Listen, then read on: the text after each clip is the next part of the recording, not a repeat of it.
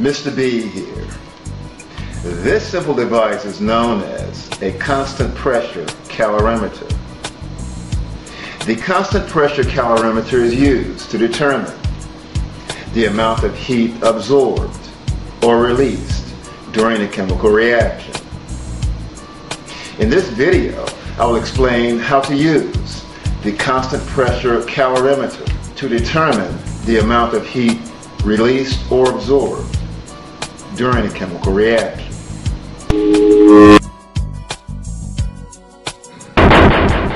The function of a constant pressure calorimeter relies on the simple principle that when a substance absorbs heat energy, the temperature will change. In the case of a calorimeter, the substance is water, and the amount of heat energy required to raise the temperature is referred to as the heat capacity of water. The specific heat capacity is the amount of heat required to increase the temperature of 1 gram of water by 1 degree Celsius or Kelvin. The molar heat capacity is the amount of heat energy required to increase the temperature of 1 mole of water by 1 degree Celsius or 1 degree Kelvin.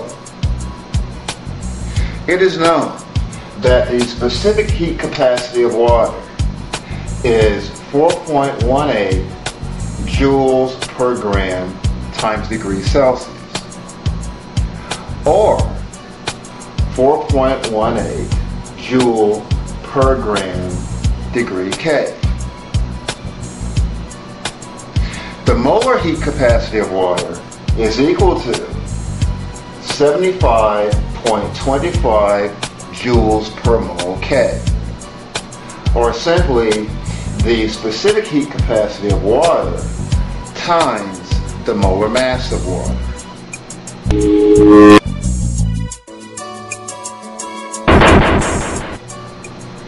This is a diagram of a simple constant pressure calorimeter. The constant pressure calorimeter consists of a styrofoam cup. Also, a thermometer is used to determine the change in temperature of the water inside of the calorimeter. In this example, 21.4 grams of sodium hydroxide is dissolved in 100 mL of water in a constant pressure calorimeter. During the dissolving process, the temperature of the water will increase from an initial temperature of 23 degrees Celsius or 296 K to a temperature of 80 degrees Celsius or 353 K. The increase in temperature indicates that the dissolving process is exothermic. To determine the amount of heat energy absorbed by the water, use the following simple formula, where enthalpy is equal to the mass of the water times the specific heat capacity of water times the change in temperature. Or we could say that Q is equal to the mass of the water times the specific heat capacity of water, which is represented by the letter capital C, times the delta T, which is equal to the final temperature minus the initial temperature. Calculating Q from the data, we get the following result. 100 grams times 4.18 joule per gram degree K times 57 K, which represents the change in temperature. So, the amount of heat energy absorbed by the water will be 23,826 joules, or 23.826 kilojoules.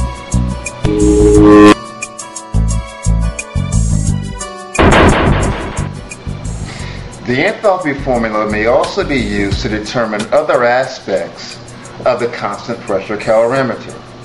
Consider the following practice problem.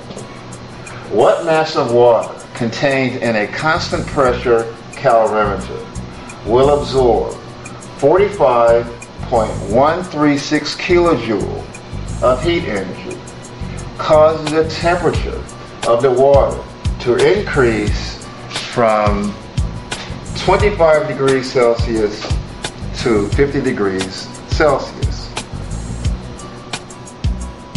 To solve the problem, simply write down the enthalpy formula, where Q is equal to mass times the specific heat capacity of water times the change in temperature.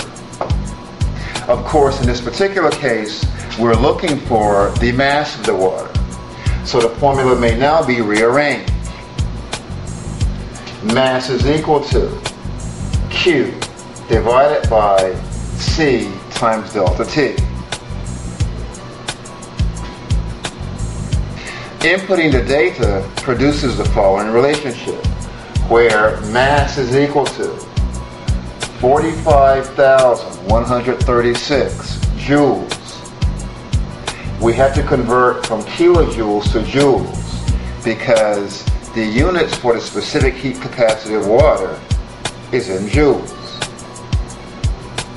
Divided by 4.18 joule per gram degree C times 25 degrees Celsius. Notice also that in this particular case, I'm using Celsius instead of Kelvin. The difference in Celsius temperature is equal to the difference in degrees Kelvin. Remember that degrees Kelvin is equal to the degrees Celsius plus 273. Therefore, a 25 degree temperature change in Kelvin is equal to a 25 degree temperature change in Celsius. This is all equal to 45,136 J divided by 104.5 J per G. In the previous step, the degrees Celsius cancel out, leaving us with units of J per G. And the final answer is that the mass of water required will be 431.9 grams. Since the density of water is 1, where the mass and the volume are equal, this also means that the volume of water required will be 431.9 milliliters.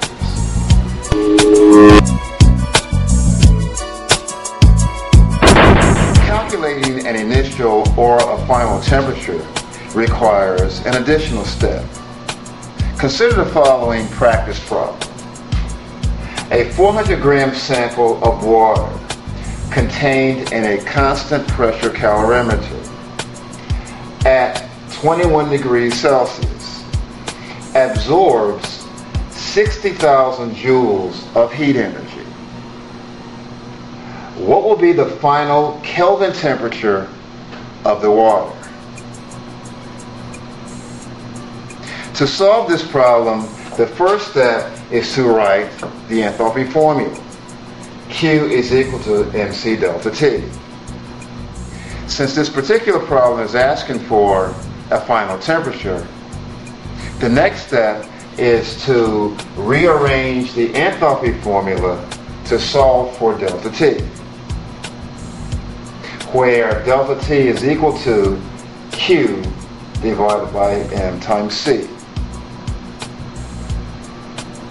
Inserting the data from the practice problem creates the following relationship, where delta T is equal to 60,000 joules divided by 400 grams times the specific heat capacity, which is 4.18 joule per gram degree Celsius. 60,000 joules divided by 1,672 joules per degree C. Remembering that during the previous calculation, grams cancel out. 60,000 joules divided by 1,672 joules per degree C will equal a delta T, or change in temperature, of 35.9 degrees Celsius. Now simply rearrange the calculation for delta T, where delta T is equal to the final temperature minus the initial temperature. The change in temperature is 35.9 degrees Celsius. The final temperature is unknown, and the initial temperature was 21 degrees Celsius. Solving for T sub F generates the following relationship, where T sub F is equal to 35.9 plus 21. So the final temperature in degrees Celsius will be 56.9 degrees Celsius. The practice problem called for an answer in degrees Kelvin. So since the final temperature was 56.9 degrees Celsius, simply insert this value into the formula used to calculate degrees Kelvin, which is K is equal to degrees Celsius plus 273. So the final answer in degrees Kelvin will be 56.9 plus 273, or 329.9 K. Exiting the system. Exiting